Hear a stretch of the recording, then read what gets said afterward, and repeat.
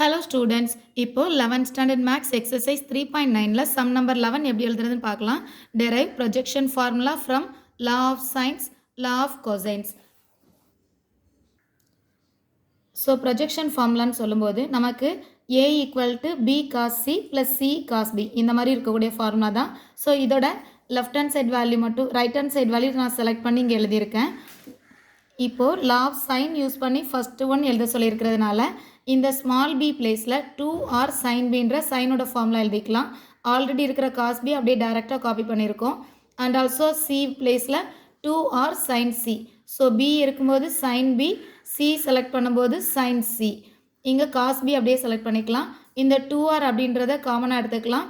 So இந்த பிளேஸில் remaining value sin b sin c, இந்த பிளேஸில் sin c cos b. So இது என்ன ஃபார்மில் இருக்குன்னா sin a cos b plus cos a sin b. ab பிளேஸஸில் b and c values இருக்குது. ஸோ இது sin a plus bன்ற ஃபார்முலா. அப்படின்னா இங்கே a பிளேஸில் b இருக்கிறதுனால b plus c. sin b plus c அப்படின்னு சொல்லும்போது sum of the angle in triangle is 180 degree இல்லையா? அதாவது a plus b plus c value equal to 180 degree. So b plus c value equal to 180 minus a. இப்போ நம்ம இந்த b plus cயில் 180 minus ஏயை copy பண்ணிக்கலாம்.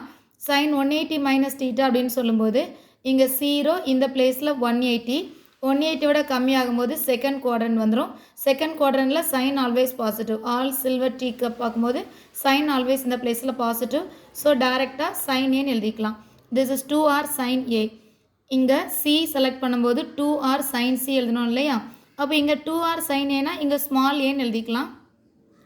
இதுதான் ப்ரூவ் பண்ண சொல்லி கேட்டிருந்தாங்க. a equal to a cos b equal plus c cos b. So இது ப்ரூவ் ஆகிடுச்சு.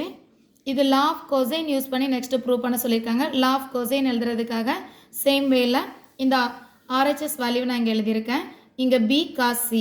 ஸோ ஆல்ரெடி சைன் ஃபார்முலான்றதுனால b பிளேஸில் சைன் காப்பி பண்ணோம். இங்கே கொசைன். ஸோ காஸோட ஃபார்முலா cos c பதிலாக a square plus b square minus c square divided by 2ab. So இங்கே cos b பிளேஸில் a square plus b square minus b square by 2ac. இது இங்கே c இருக்கும்போது இதில் மைனஸ் c ஸ்கொயர், இங்கே காசுக்கு b theta பிளேஸில் இருக்கும்போது இங்கே மைனஸ் b ஸ்கொயர்.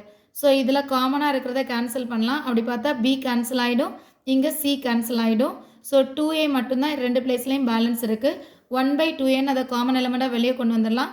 இங்கே balance value a square plus b square minus c square. இந்த பிளேஸில் balance value a square plus b square c square minus b square. So இதில் காமனாக இருக்கிறத மட்டும் செலக்ட் பண்ணிக்கலாம். சேம் டிஃப்ரெண்ட் சைனில் இருக்கிற b ஸ்கொயர் கேன்சல் ஆகிடும், c ஸ்கொயரும் கேன்சல் ஆகிடும். So a square plus a ஸ்கொயர்னா 2a ஸ்கொயர்னு ஆன்சர் கிடைக்கும்.